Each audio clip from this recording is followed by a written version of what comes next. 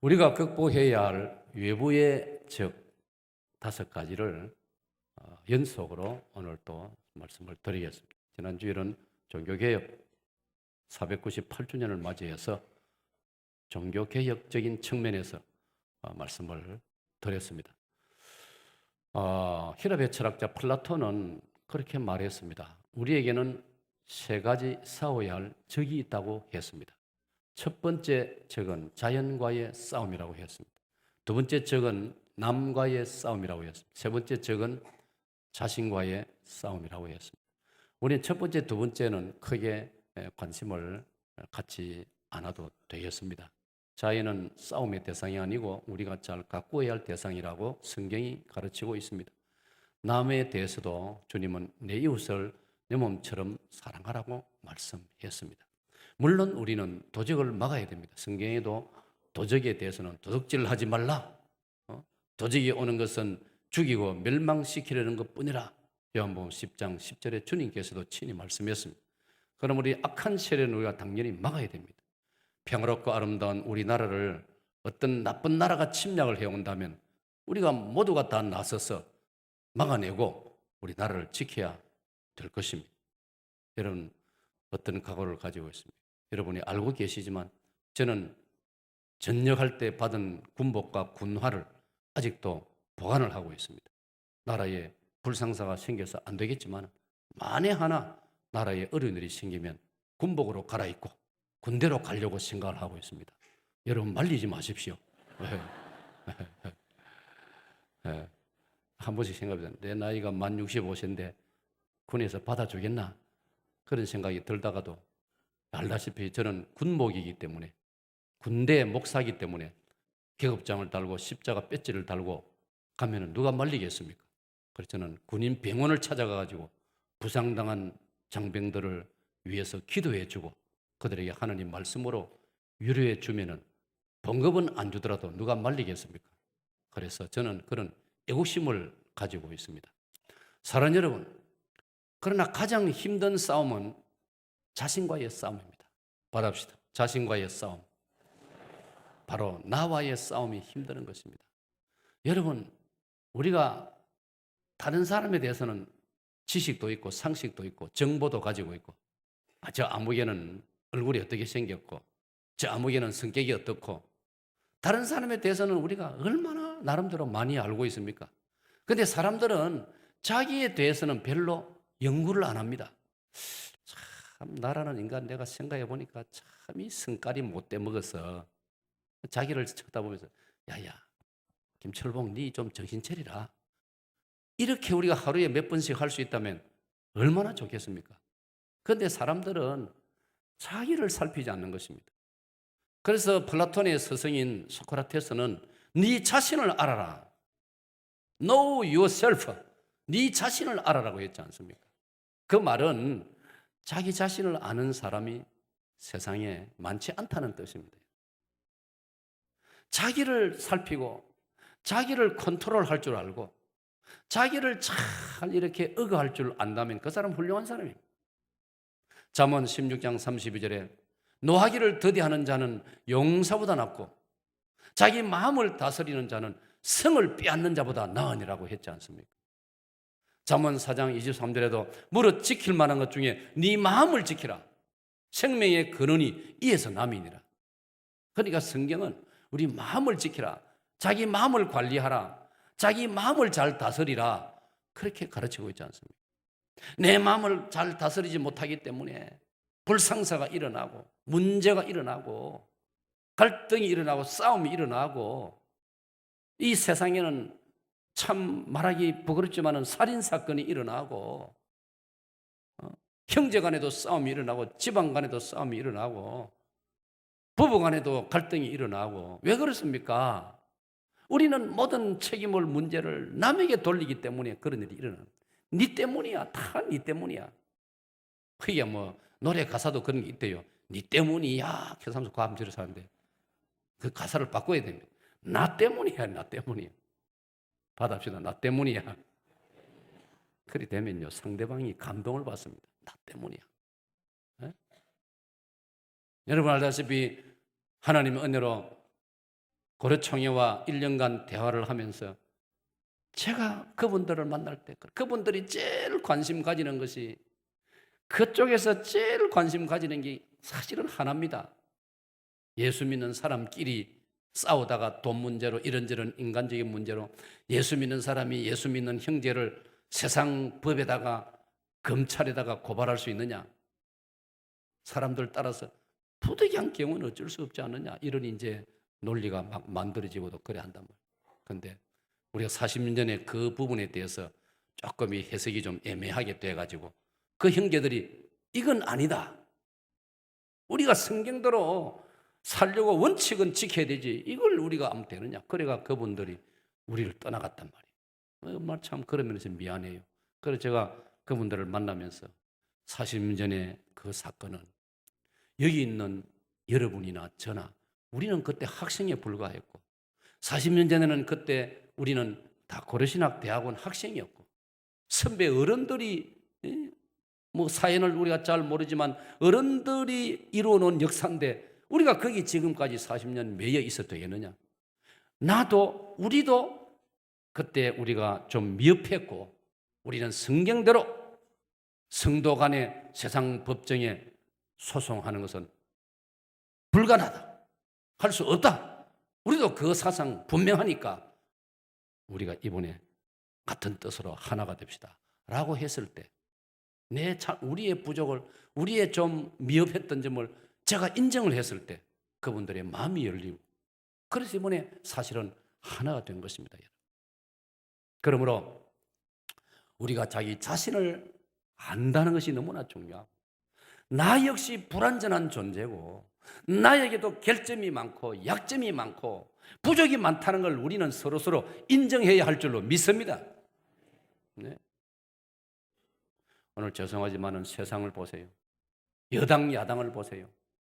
자기 당은 잘못이 하나도 없고 상대방에게 잘못이 다 있는 것처럼 그렇게 주장하고 고집을 세우니까 항상 평행선을 달리고 열차 레일이 100km를 달려도 레일끼리는 만나지 못하는 것처럼 계속 이렇게 달려가므로 지켜보는 국민들이 피곤하기가 이를 데 없지 않습니까, 여러분? 어떤 면에서 우리도 마찬가지라고. 우리도 살아가면서 자신을 살필 줄 알아야 돼요. 저는 그래서 로마서 7장 18절 말씀을 좋아합니다. 나는 내 속에 선한 것이 거하지 않는 줄을 아노라. 내 속에 선을 행하기 원하는 마음도 있지만은 악을 행하는 마음이 있어가지고 선을 행하기 원하는 마음을 억압하고 짓누르기 때문에 사실 내 마음속에는 선보다도 악이 더 득세를 하기 때문에 내가 괴롭다. 그래서 로마 7장 24절에 오호라 나는 곤고한 사람이로다. 이 사망의 몸에서 누가 나를 건져내랴. 여러분 오늘 저와 여러분이 그 고백을 나의 고백으로 우리의 고백으로 삼아야 할 줄로 믿습니다. 오호라 나는 곤고한 사람이로다. 그 곤고한 사람이란 말은 나는 정말 내가 문제가 많다 이 말이야. 내가 참 골치 아픈 존재라 이 말이야. 남 탓하기 전에 나에게 문제가 많다 이 말이야. 그래서 저는 여러분들에게 내 안에 있는 적 5가지를 이미 설교했습니다. 복습을 하겠습니다. 첫째 뭐라고요? 욕망. 다 같이 시작. 욕망. 그 다음요. 의심, 불평, 교만, 두려움 5개 했습니다. 주보를 여러분이 주보를 간직하는 분들은 그 주일, 다음 주일 주보에 보면 앞주일 주보 설교를 잘 앞주일에 설교를 잘 요약해 놨으니까 그렇게 한 번씩 또 리바이벌 다시 한번 복습을 하시고 그러면서 여러분이 신앙의 뿌리를 잘 만들어 가셔야 됩니다. 다시 말씀드리면 여러분 우리 사람의 마음속에는 욕심, 욕망이 도사리고 있습니다. 이 욕심 때문에 얼마나 많은 문제가 일어납니까? 욕심 때문에 일어나는 문제가 대부분 아닙니까? 모든 게 욕심에서 나오는 거예요. 그래서 야고보 1장 15절에 욕심이 잉태한 적 죄를 낳고 죄가 장성한 적 사망을 낳느니라. 그렇지 않습니까, 여러분? 이 욕심, 이게 우리 속에 숨어있는 적이란 말이에요. 어떤 면에서 원수라 이 말이에요. 의심, 우리 마음속에 이 의심이 도사리고 있어가지고 하나님이 살아계심에도 불구하고 이 악한 사람들 심령 속에는 하나님이 어디 있나? 하나님이 어디 있나 하는 말은 내 부모님이 어디 있나? 그거 똑같은 겁니다. 그렇게 말하는 사람이 있다면 그런 불효자가 어디 있습니까? 부모님이 안 계시면 지는 어디서 나왔단 말입니까? 그러면 거슬러 올라가면 우리 인생이 처음 어디서 나왔단 말입니까? 자고 나니까 갑자기 뭐 돌멩이가 사람이 되었습니까? 예? 원숭이가 자고 나니까 사람이 되었습니까? 그러면 왜 요새 원숭이는 사람이 안 되나? 그거는 어떻게 해석할 건데? 말이 안 되는 거란 말이에요. 우리가 오늘도 사도신경을 고백한 것처럼 전능하신 하나님께서 우리 인간을 하나님의 형상을 닮아 하나님의 인격을 닮은 최고의 존재로 창조해 주신 줄로 믿습니다. 사람들은 마음속에 의심이 있어요. 거짓말은 잘 믿으면서, 사기꾼의 말은 잘 믿으면서, 이단의 유혹은 잘 믿으면서, 공산주의자들의 속임수에는 잘 넘어가면서 성경 말씀은 잘 안 믿어요. 이게 뭘 말해주느냐? 인간의 마음은 타락한 마음이다. 조상 아담과 하와 후손들이기 때문에 아담과 하와가 에덴 동산에서 하나님을 의심한 것처럼, 하나님의 말씀을 의심한 것처럼, 동산 중앙에 있는 나무의 실과는 먹지 말라 했. 아이고 저거 먹는다고 죽겠느냐? 하나님 말씀을 의심을 해. 의심을 해서 손댔기 때문에 하나님께서 너희는 정령 죽으리라. 너는 흙이니 흙으로 돌아갈 것이라. 사랑하는 여러분, 우리 사람 마음속에는 원찮게도 불평이 숨어 있습니다. 불평이 도사리고 있습니다. 이제 추수감사주일이 다가오고 있습니다만 우리 마음속에는 불평이 숨어 있습니다. 여러분, 하루 종일 살면서 우리 각자가 자기를 한번 테스트 해보세요. 여러분, 우리 각자 한번 또 내가 오늘 하루 살면서 감사합니다 이런 말을 많이 했는지, 짜증내고 불평하고 퉁명스럽게 말하고 상대방을 무시하고, 그게 어느 쪽이 더 많은지 한번 각자가 한번 자신을 진단해 보십시오. 아내에게, 남편에게 아이고 고맙소, 정말 수고하요, 이런 인사를 많이 했습니까? 무엇이 이러나 저러나 이렇게 많이 했습니까? 어느 쪽입니까? 우리 반성을 해보면 참 우리가 잘못이 많다. 나도 모르게 불평이 도사리고 있는 겁니다. 이걸 우리가 기도로서 주의 은혜로서 물리쳐야 할 줄로 믿습니다. 그리고 교만이 있습니다. 교만이. 내 마음에 교만이 숨어 있어요. 아내를 무시하는 교만. 남편을 하나님께서 집안에 머리라 했는데 남편을 무시하는 교만. 선생님을 무시하는 교만. 그래가지고 선생님한테 대들고 함부로 대하고, 대통령이면 나라의 어른인데 대통령을 대하여 말을 함부로 하는 그런 그게 뭡니까? 교만. 그러면 안 되는 거예요. 우리는 어릴 때요, 면장만 만나도요 인사를 꼽아가고 면장님. 사실 그 면장 사실 큰 뱃슬도 아니다 아닙니까?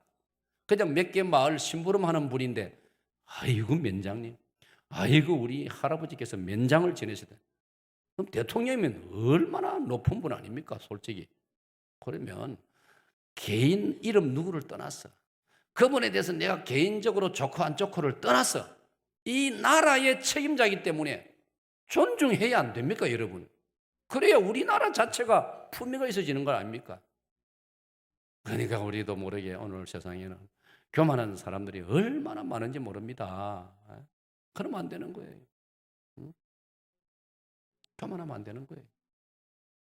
우리가 예배를 드릴 때도 우리가 다 어린아이가 되어서 예배를 드려요. 어린아이 같은 마음으로.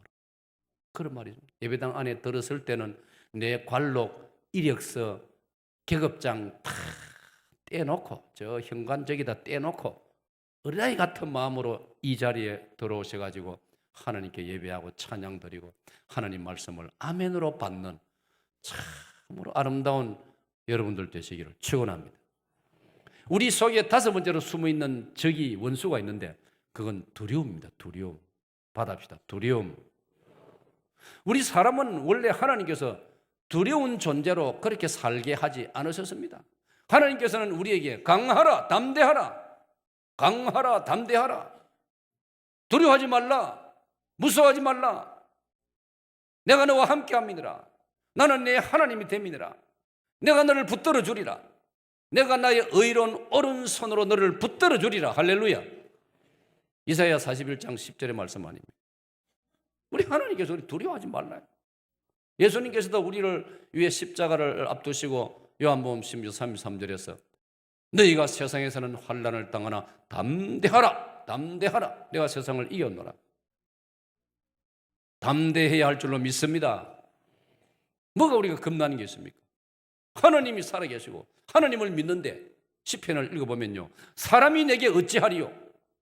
하나님이 나와 함께 하시는데 사람이 내게 어찌하리요? 천만인이 나를 둘러서 진을 치고 나를 이어갈지라도 나는 두려워 아니하리로다. 할렐루야.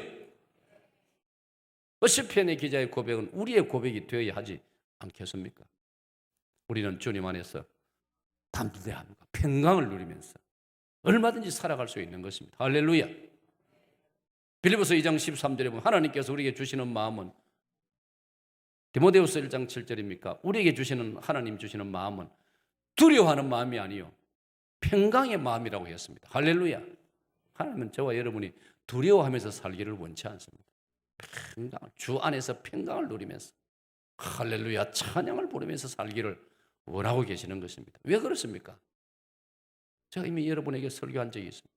예수님이 십자가를 통하여 죄를 정복하시고 마귀를 정복하시고 지옥을 정복하시고 사망을 정복하셨기 때문에 우리는 주 예수님 안에서 담대할 수 있는 줄로 믿습니다.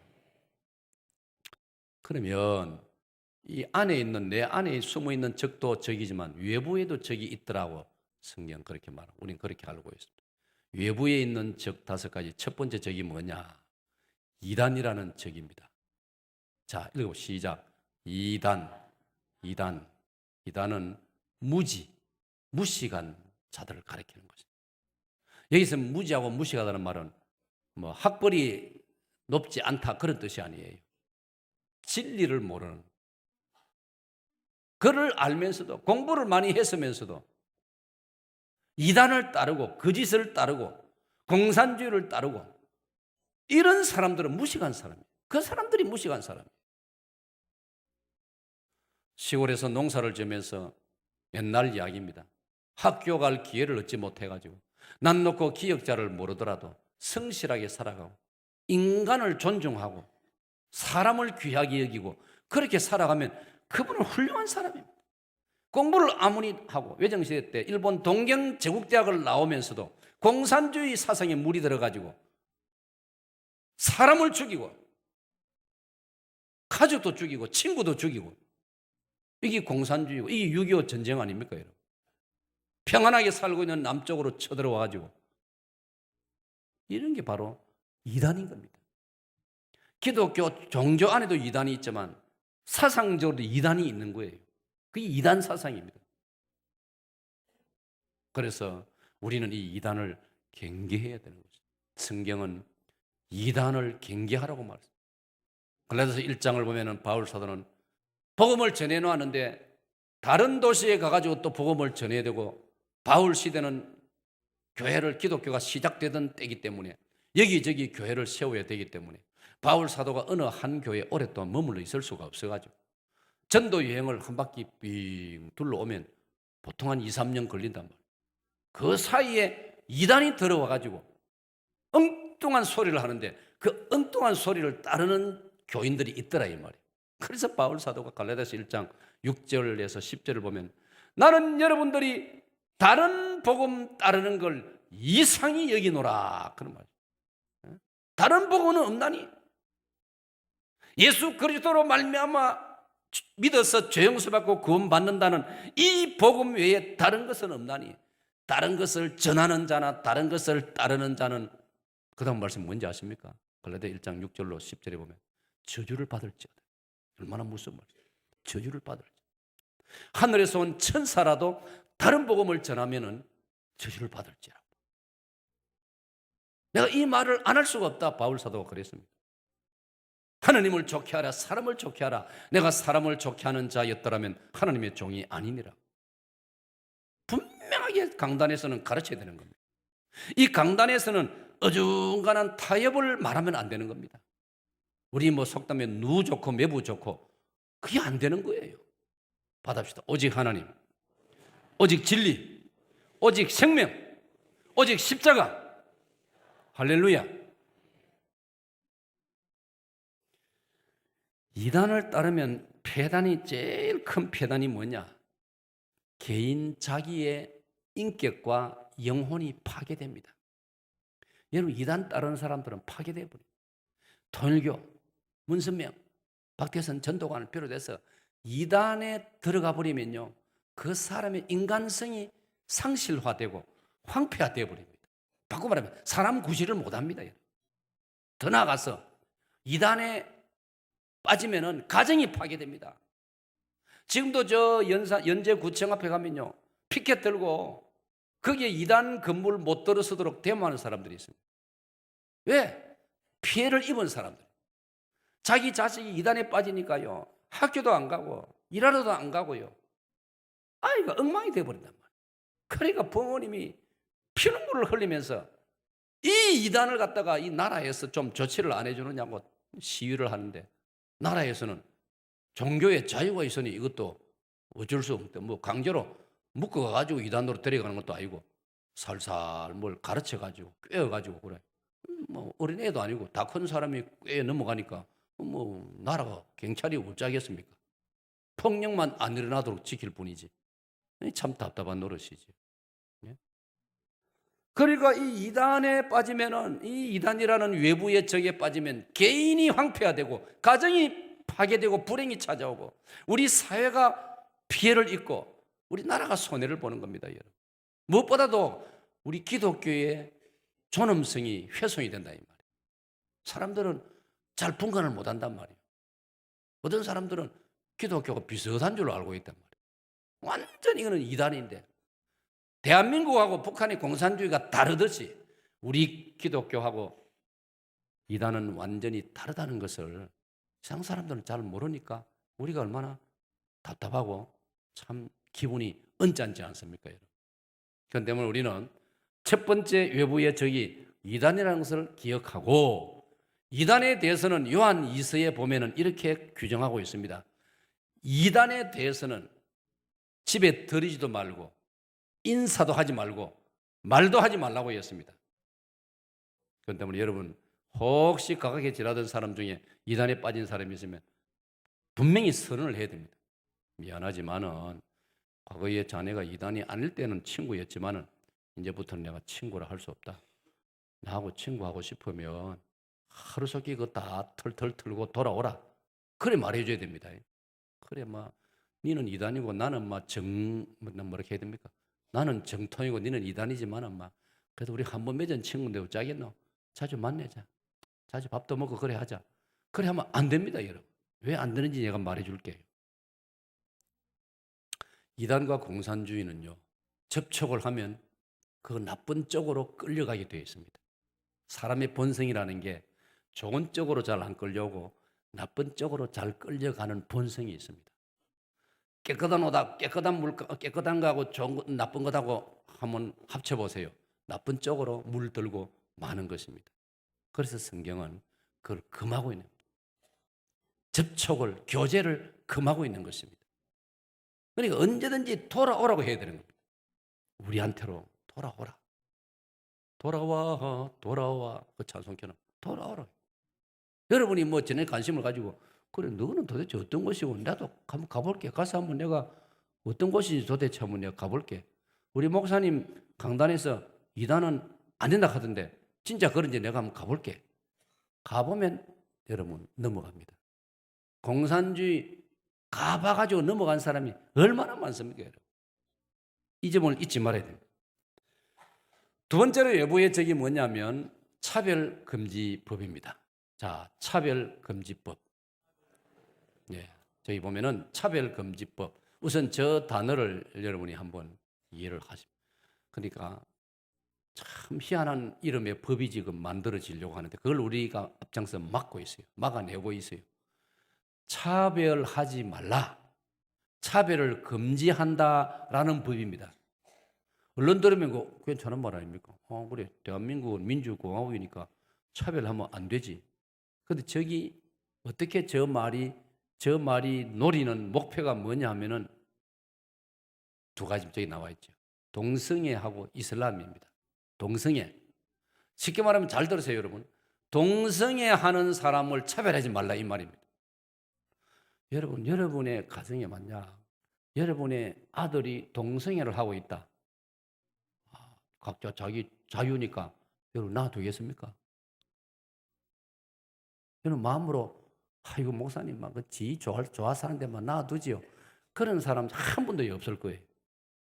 그런데 지금 나라 법은 소수의 사람의 자유도 보장해 줘야 안 되느냐 이런 논리로 지금 나가고 있어요.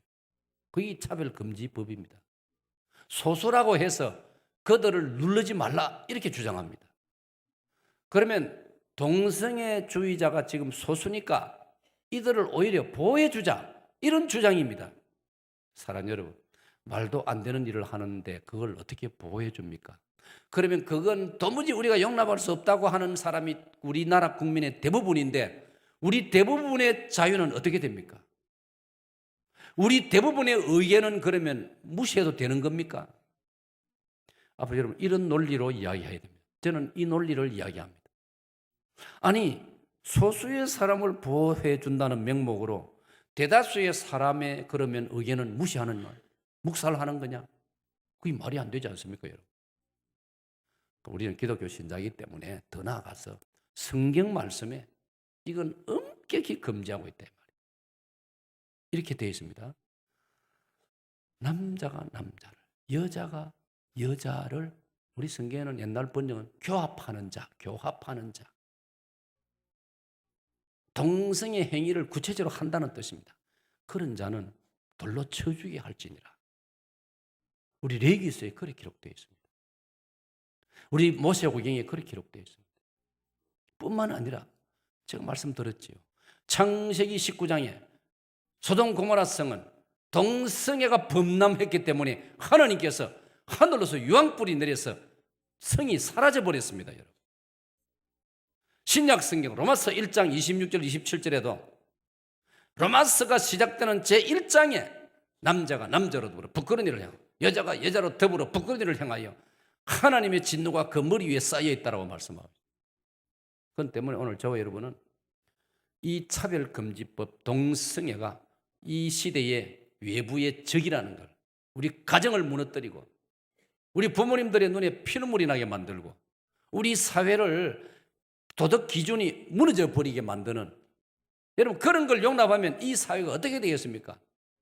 남자가 남자, 여자가 여자로 더불어 부끄러운 일을 하는데 뭐 그것도 괜찮다 하면은 남자가 여자로 더불어 그야 사람 본능 아니냐 이렇게 말하면 뭘 할 겁니까, 여러분? 동성애를 자유화하면서 그건 안 된다. 누가 말하겠습니까? 이미 지난 봄에 헌법재판소가 이미 이상한 판결을 내렸습니다. 그동안 수천 년 우리나라가 동방예의적으로 지켜왔던 법을 무너뜨려 버렸지 않습니까? 헌법재판소라는 곳에서 간통은 더 이상 죄가 아니다. 이렇게 돼버렸습니다. 이게 말이 됩니까? 아마 우리나라 조상들이 벌떡 일어난다면 헌법재판소로 다 몰려가지고 밟아 문대 불게. 두드려 박살내 버릴 겁니다. 옛날 조상들 같으면. 그런데 요즘은 세월이 흘러서 그런지 아이고 탄생만 했지 그냥 지금 다 넘어가고 있잖아요, 여러분. 다. 우리나라만은 그걸 그래도 좀 지켜나가려고 몸부림을 쳐야 됩니다. 이제 어쩌면 이제 그걸 이제 세상이 그렇게 하니까 이 교회는 그러면 세상에는 이걸 이제 죄를 안 하는데 교회는 왜 이걸 죄락합니까 하고 또 교인들 가운데 예를 들면 그걸 막 항의하고 대들면은 물론 우리는 끝까지 성경이 이거는 절대로 금하는 것이다 가르쳐야 되지만 이걸 얼마나 골치 아픕니까? 우리 사회동계는 그런 불상사가 없어야 할 줄로 믿습니다.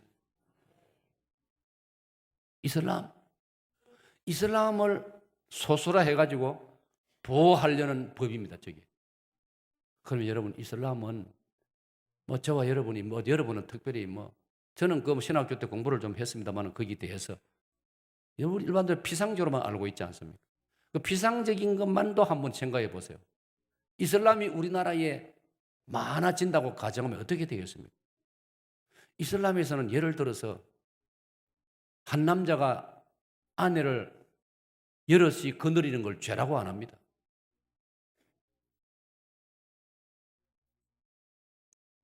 그래서 여러분, 인도네시아나 중동 이슬람 나라에 가면요, 여러 아내를 거느린 이슬람 남자들이 많습니다. 물론 그들은 좀 능력이 있어야 되겠죠. 그런데 그걸 왜 허용하느냐? 그들의 법은 이렇습니다. 여성들 가운데 남편이 일찍 세상을 떠났거나 생활력이 없거나 이러면 능력 있는 남자가 그들을 돌봐주는 것이 그게 자비고 사랑이라는 것입니다. 그런 논리를 펴니다. 그러면 우리 기독교가 사랑이 적습니까? 하나님이 세상을 이처럼 사랑하사 독생자 예수님을 보내주시는데 우리는 그러면 사랑이 적어서 그런 법을 금합니까? 우리 하나님께서는 창세기 2장에서 아담과 하와 한 남자 한 여자를 결혼시키셨습니다. 마태 19장에서도 예수님께서 한 남자가 부모를 떠나 아내와 연합하여 한 몸을 이룰지니라. 한 남자와 한 여자, 너무나 자연스러운 일 아닙니까, 여러분? 동물들 가운데서도요, 좀 자존심 있는 동물들은요, 평생을 자기 짱마하고만 지내는 동물들이 많더라고요. 동물의 세계 보면요. 동물이라고 뭐 무질서한 게 아닙니다, 여러분.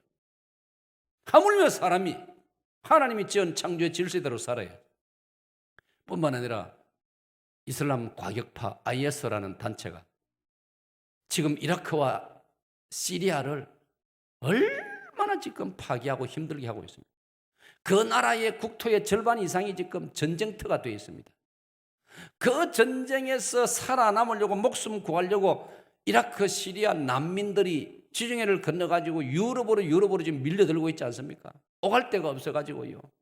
얼마나 불쌍합니까? 유럽은 유럽대로 그 난민들을 받아들이려니까 이거 보통 문제가 아니다. 한두 명도 아니고 수천 명, 수만 명이 몰려 들어오는데 그게 왜 그러냐? 극단 이슬람이 자기 나라 안에서 전쟁을 일으켜가지고 자기 나라들을 이라크, 시리아를 비롯해 전체 이슬람 나라들을 과격한 이슬람 나라로 만들려고 그러는 것입니다. 쉽게 말하면 이 평화로운 우리 한반도를 공산주의 나라로 만들려고 획책하는 북한의 공산주의, 또 공산주의 사상을 가진 자들 이치가 똑같은 겁니다. 이게 지금 이런 사상이 우리나라에도 들어오려고 하니 이게 차별금지법이라는 이름으로 간섭하지 말라, 차별하지 말라. 이게 지금 오늘 우리의 당면한 두 번째 적이라 이 말이에요. 세 번째 적이 뭐냐? 세 번째 적은 급진 좌파와 종북주의입니다. 오늘 여러분 적어도 이 용어를 알아둬야 됩니다. 다 같이요, 시작. 급진 좌파와 종북주의. 사랑하는 여러분, 급진 좌파와 종북주의에 이걸 설명하려면 시간도 많이 걸리고 재미도 없고 복잡해요. 제가 그들의 열매를 보면 예수님 말씀하셨죠. 예수님께 산상보훈에 받합시다. 열매를 보아 나무를 안다. 그렇죠. 열매를 보면 나무를 아는 거예요. 이거는 나무를 봐서는 잘 몰라요. 비슷해요. 여러분 대부분이 사과나무, 벼나무, 나무만 있으면 여러분 구분할 사람이 몇 사람 없어요. 안 그렇습니까? 복숭아나무, 살구나무 그냥 봐서는 대부분 사람도 도시에서 크고 사람 몰라요. 우리는 농촌에 자리 조금은 알지만은 그러나 과일이 없으면요 꽃이 안 피고 과일이 없으면 나무만 보면 잘 몰라요. 그런데 꽃이 피고 그 다음에 열매를 맺으면 받합시다. 열매를 보아 나무를 압니다. 예수님이 그 말씀하세요. 얼마나 놀라운 말씀. 이 급진 좌파와 북한을 추종하는 종북주의가 왜 나쁘냐? 열매를 보면 아는 거예요. 그들의 열매를 보면. 네? 급진 좌파는 예를 들어볼까요? 1970년, 71년 경부 고속도로 만들 때 가장 반대하고 입에 거품을 물고 반대한 사람들이 급진 좌파들입니다. 그때 그들의 논리가 뭔지 아십니까?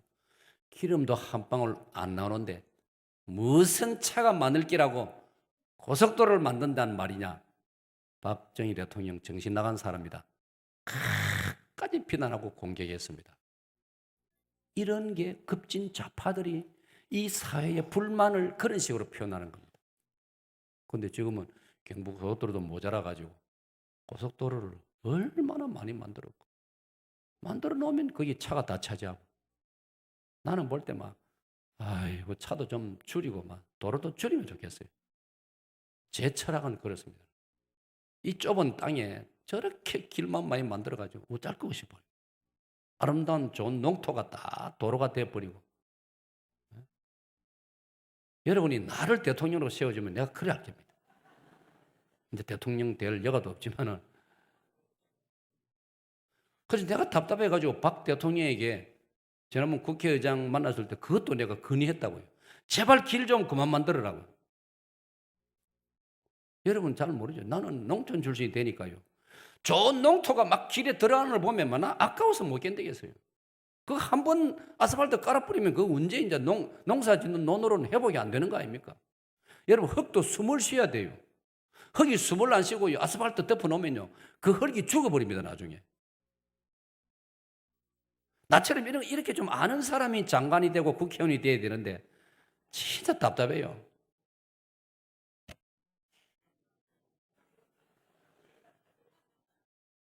여튼 여러분, 급진 좌파와 종북주의자들이 열매를 보면 안다. 보세요. 그들이 어떤 막말을 했느냐. 그들이 이런 주장합니다. 박정희보다 김일성이 인간미가 더 많다. 여러분 동의합니까? 이게 말이 됩니까? 확 입을 찌어박아버려요. 어떻게 이런 말 할 수 있습니까? 박정희보다 김일성이가 더 인간미가 넘친다. 6.25 전쟁을 일으켜가지고 3년 동안 온 나라를 다 부숴놓은 인간을 갖다가 이게 그러니까 이 사상이 잘못되면요 이런 삐딱한 말을 하면서 자기들 즐기는 거예요. 이 타락한 인간의 마음속에 이런 부분이 있다니까요. 또 보십시오.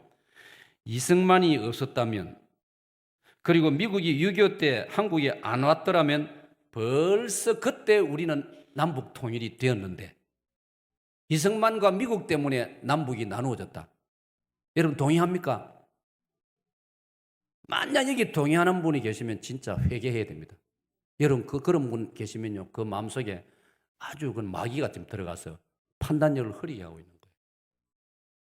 그런데 그쪽에 기울어진 사람들이 좋아하는 노무현 대통령은 2006년인가 미국 방문해가지고요 워싱턴에서 연설하면서 뭐라 했는지 압니까?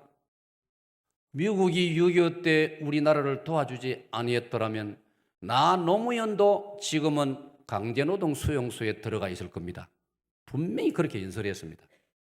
그런데 좌파들이나 급진 좌파들이나 종북주의자는 이런 말은 말 안 합니다. 이런 말을 학교 선생님들이 교실에서 학생들에게 말해줘야 됩니다. 노무현 대통령 젊은 아이들이 무조건 좋아하는데 잘 모르면서도 좋아하는데 더 대통령도 미국 가서 그렇게 말했다. 이렇게 말해줘야 됩니다.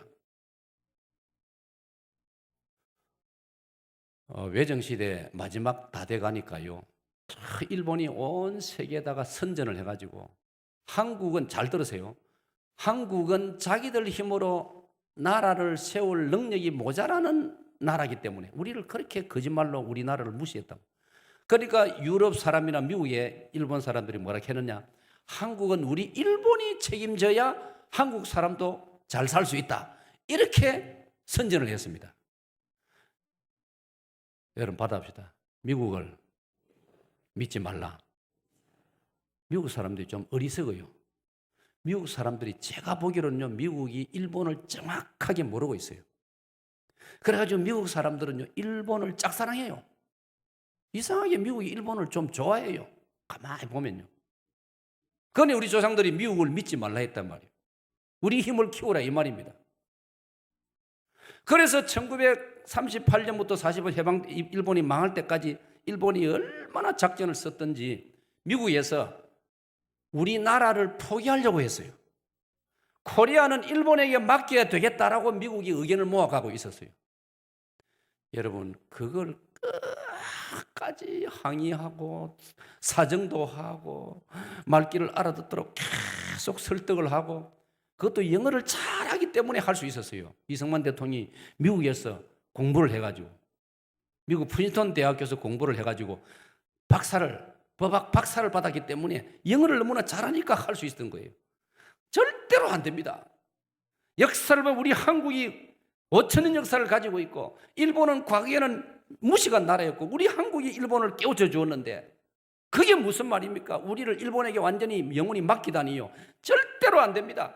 계속 항의하고 설득하고, 기독교인 국회의원들을 만나가지고 설득하고 사정하고. 그래서 여러분, 그 미국의 정책을 그걸 진행 못하도록 막은 겁니다. 이승만 대통령이 했어요. 그런데 지금 좌파들이나 종북주의자들은 이승만 대통령 하면 무조건 나쁜 사람으로만 아이들이 가르친다 이 말이에요. 물론 사람이 어떻게 부족한 부분이 없습니까? 이승만 대통령도 삼선개헌을 강제로 밀고 나가고, 사실 그것도 뭐 자기는 그런 거 잘 몰랐는데 밑에 사람 다 꾸민 거지 뭐 책임은 져야지요. 그런 나쁜 면도 있었지만은 이승만 대통령이 없었으면 우리나라가 큰일 날 뻔 당했다. 이것도 가르쳐야 된다 이 말이에요. 동의하십니까? 그런데 지금 보십시오. 급진 좌파들이나 종북주의자들은요, 이승만은 역사에 없어야 될 사람이라 이렇게 가르치고 있습니다, 아이들에게. 그래서 우리가 적어도 기독교만이라도 정신을 차리고 역사를 똑바로 알아야 된다 이 말이에요. 네? 그래서 급진 좌파와 온 세상이 귀찮게 생각하고 걱정하고 있는 저 북한을 아직도 추종하는 자들이 우리 남쪽에 어떤 자료에 의하면요, 한 10% 정도까지 될 수 있다고 하는데, 얼마나 말도 안 되는 일이 있지 않습니까? 그걸 우리가 걱정하고 경계해야 된다 이 말이에요.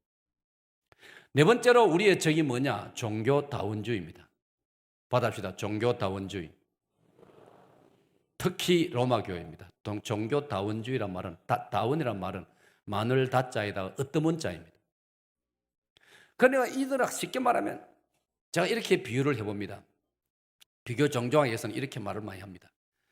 열차가 출발하는데 목포에서 출발하고, 광주에서 출발하고, 진주에서 출발하고, 마산에서 출발하고, 부산에서 출발하고, 대구에서 출발해도 마지막 정착역은 서울역 아이가.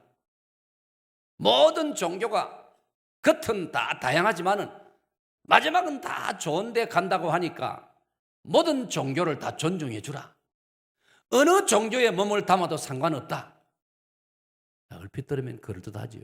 불신자들이 들으면 그 옳은 말이다 이렇게 생각하겠죠. 그러나 여러분 잘 들으세요. 나를 낳아준 어머니가 어떻게 여럿 있을 수 있습니까? 나를 낳아주신 아버지가 어떻게 여럿 있을 수 있습니까? 우리 인생을, 우리 인류를, 우리 세상을, 온 우주를, 만물을 창조하신 분은 하나님 한 분이신 줄 믿습니다. 하나님 아버지께서 인류 구원을 위해서 희생의 제물로 이 땅에 보내주신 구주는 예수 그리스도 한 분이신 줄로 믿습니다. 그러므로 여러분, 정통 기독교에서는 종교다원주의는 있을 수 없는 겁니다. 정통 기독교에서는 종교다원주의라는 것은 공산주의나 이단과 똑같이 무서운 적이라 이 말이에요. 진리는요, 출발부터 진리인 것입니다. 진리가 목포에서 출발해도 되고 부산에서 출발해도 되고, 예를 들어 그게 아니라 이 말이에요. 진리는 바다입니다. 진리는 출발과 과정과 결론이 동일합니다. 아멘. 그게 진리입니다. 결혼은 한 5명까지 결혼해가지고 적당히 살다가 한 70 넘으면 둘이만 살자. 그게 말이 됩니까? 예를 들어서. 이 비유가 적절할지는 모르지만 제 마음에는 일리가 있는 비유라고 생각이 돼요. 아무 종교나 믿다가 마지막은 같을 테니까 기독교만의 절대성을 주장하지 말라라고 말하는 자들이 세상에 많습니다. 로마교도 그렇게 말합니다. 그래서 로마교는 우리 모두 잘 지내자고 합니다. 이게 말이 됩니까, 여러분? 다원주의는 뭐라고 주장하는지, 다원주의 종교는 뭐라고 주장하는지 압니까? 성경만이 진리라고 말하지 말라. 기독교만이 진리라고 말하지 말라. 예수 그리스도만이 구세주라고 말하지 말라. 믿음으로만 된다고 말하지 말라. 이렇게 주장합니다. 얼마나 위험한지 모릅니다. 여러분 잘 들으세요. 믿음으로만이라고 주장하지 말라는 말은 예수님 피로 구원받을 수 있다라고만 말하지 말라는 뜻입니다. 그러면 무슨 뜻입니까? 예수님 십자가 아니라도 구원받을 길이 얼마든지 있다, 그런 논리입니다. 이걸 우리가 용납할 수가 결코 없는 것입니다. 요한 1서 요한 2서를 보면요, 예수 그리스도가 육체로 오심을, 그 말은 예수님이 육체로 오셔가 십자가 죽어주신 걸 말합니다. 예수 그리스도가 육체로 오신 것을 부인하는 자는 적 그리스도라고 했습니다. 오늘 로마교는 성경에 없는 걸 얼마나 끌어들여 놓았는지 모릅니다. 예수만이 우리의 중보자가 아니고 마리아도 우리의 중보자이다. 마리아와 잘 지내면 얼마든지 죄 용서받고 구원받을 수 있다. 로마 교황은 사람하고는 다르다. 로마 교황은 잘못을 범하지 않는다. 이 교황 무오설입니다. 그러므로 교황 입에서 나오는 말은 성경과 동등한 권위를 가진다. 이거 용납할 수 있습니까, 여러분? 우리 기독교가 참다가 이건 너무나 성경에서 멀어진 것이다. 마태복음 24장에 나오는 것처럼 불법을 행하는 자들아 내게서 떠나가라. 불법이 무엇입니까? 제가 이거는 금년에 깨달았습니다. 저는 불법하면은 일반적인 도덕적인 죄, 공공장소에서, 요즘은 실내에서 담배 피우면 불법입니다. 중앙선, 노랑선 끄는 데서 차 돌리면 유턴 불법입니다. 내가 작년인가 금년 초에 한번 그 범했어요. 그래서 벌금 물었어요. 진짜로 5m 딱 남겨놓고 내가 돌렸어요.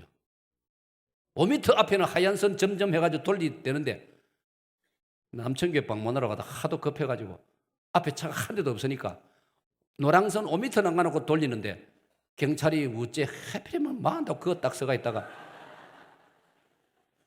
그럼 내가 속으로 신강일 좀 했어요. 벌써 법에도 사정이 안 있어. 딱 그 경찰 타입이 없더라고요. 그래서 속으로 저 사람 오늘 아침에 부인하고 대판 싸우는 거 아이가? 그래 내한테 저래 모질겠더라지. 여하튼 내가 불법을 한 거는 사실이니까. 그래 내가 며칠 있으니까 벌금 딱지가 날라왔길래 제가 열왕기상 4장 29절 주여 솔로몬에게 주시던 바다같이 넓은 마음을 주시옵소서. 그럼 해석을 내가 잘했습니다. 아이고 나라에 세금 바친다 생각하고 주자. 그거는 내 돈 주었습니다. 나는 벌금 내는 거는 내 돈으로 냅니다. 그거는 내가 잘못했으니까. 박목사 알았어.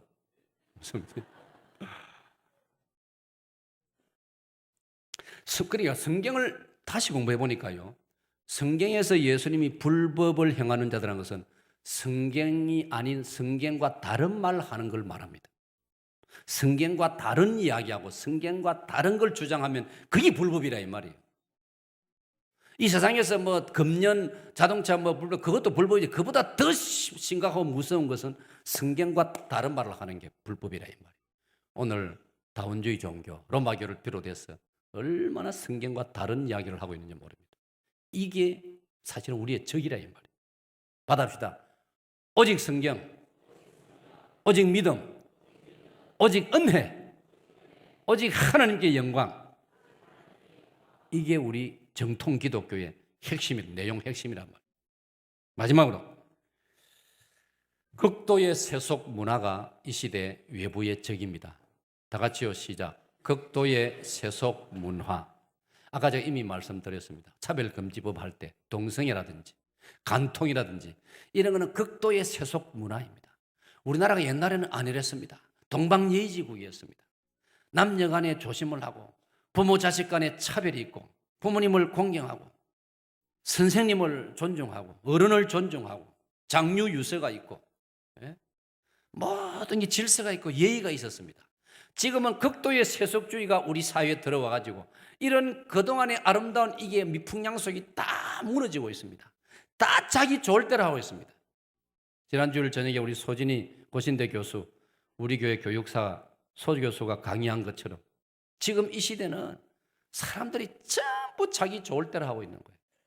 지금 어른들은 모르고 있죠. 우리가 알고 보면 전문가들이 아는 범위에 의하면 중학생들도 지금 모르는 게 없고 온갖 죄를 다 짓고 있다고 보아야 될 정도로 지금 세상이 그렇습니다. 극도의 세속주의.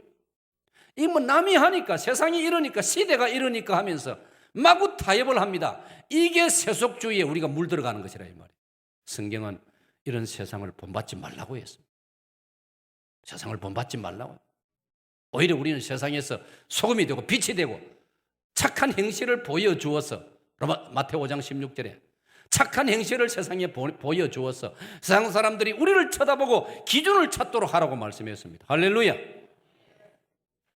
오늘 저는 여러분에게 우리가 극복해야 될 외부의 적 5가지를 말씀드렸습니다. 받합시다. 이단, 차별금지법, 그보다 이렇게 합시다. 동성애, 그 다음에 급진 좌파, 종북주의, 종교다원주의, 극도의 세속문화. 기도합시다. 하나님 아버지가